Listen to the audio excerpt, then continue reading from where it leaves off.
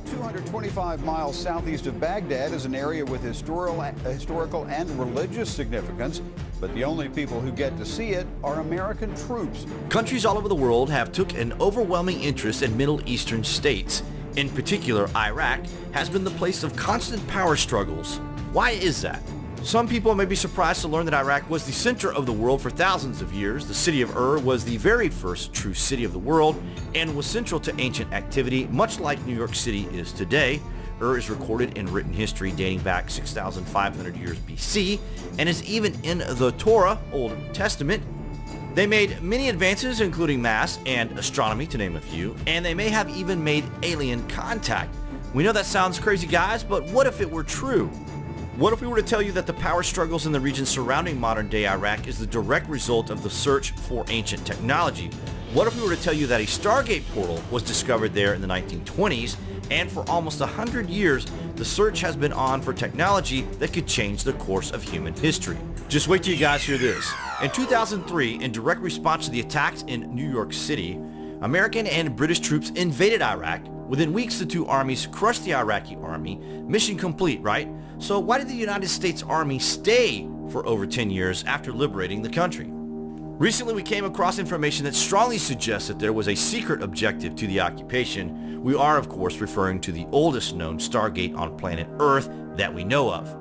At the site of the Great Ziggurat, a British explorer discovered something in the 1920s that is so unbelievable that you could be forgiven for thinking J.K. Rowling dreamed it up. During the 1980s, Saddam Hussein fortified the ancient complex in an apparent attempt to keep out investigators from seeing what was hidden within the complex for thousands of years. Strangely, Hussein put an Air Force base at this location and even developed chemical weapons here. He was clearly trying to keep this ancient place heavily guarded. The three huge staircases you see in the images were put here under Saddam Hussein's orders. They were to take huge ancient objects out of the Great Ziggurat, but did he succeed? The theory that we are suggesting is that Saddam Hussein got his hands on super weapons from a forgotten age, which resulted on a preemptive strike from the US and her allies. But why did he not use the technology? Maybe it was undecipherable. Maybe it was alien language. Maybe cuneiform is in fact an alien language. Imagine this scenario. The US government obtains intelligence that hidden somewhere in central Iraq is an actual Stargate, placed there by the Anunnaki gods of ancient Sumeria, aka the aliens. In this scenario, when Nibiru, the hidden planet in our solar system, is closest to Earth, the Anunnaki will take the opportunity to travel to the Earth through this Stargate and will set up their base in Iraq and share knowledge with people of the region. The idea that the Anunnaki were not gods but extraterrestrials that came and bestowed technology upon the Sumerians is fascinating. This tech is what made their society so advanced. Could modern Iraq be bracing itself for the same fate? Hence the overwhelming agenda. Essentially, more and more people are coming forward saying that they have been involved in these classified programs where these technologies are used quite regularly and that they are found all over the planet. Iraq is just one other place that they are found.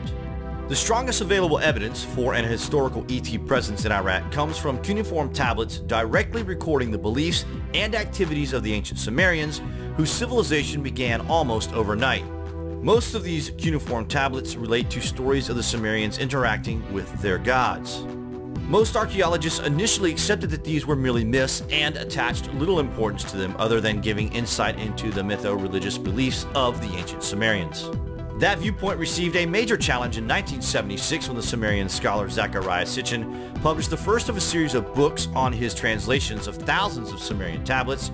Rather than treating the stories of the gods as myths that had little verifiable relevance, Sitchin interpreted the tablets as literal descriptions of events as they occurred in the time. These modern viewpoints are emerging from the ashes of a world that was ruled by empires and dictatorships. Have we simply misinterpreted history for thousands of years? We told you the truth, maybe stranger than you would ever even consider believing. What does that tell you? What do you think of the Stargate portal at the Ziggurat of Ur in Iraq? The signs are everywhere. The writing is on the wall. Thanks for watching.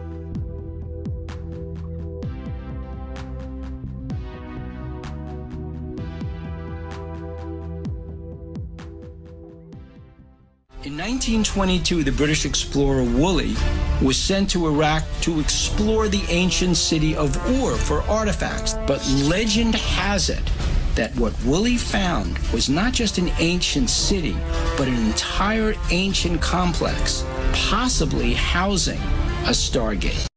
It's one of Iraq's most famous archaeological sites, rising from the desert near Nasiriyah in the southeast. The Ziggurat of Ur, a massive 4,000-year-old temple pyramid, and the surrounding ruins of an ancient Sumerian city. The Ziggurat was almost completely off limits to the public under Saddam's regime. Back then, tour guide Daif Musen didn't get much business. During time of Saddam, he made the tourists difficult to come for Iraq. He putting checkpoint and putting Iraqi soldiers in it. When they came here, also not picture here and not picture there. The only regular tourists now are busloads of U.S. soldiers from nearby Camp Adder on a sightseeing excursion they'll never forget. I heard about it in college classes, but I never thought I'd get to actually be on the Ziggurat at Ur. I'm actually in school to be a history teacher. I'm a senior in college right now, so this means everything to me, to be able to show my students for the next 30 years.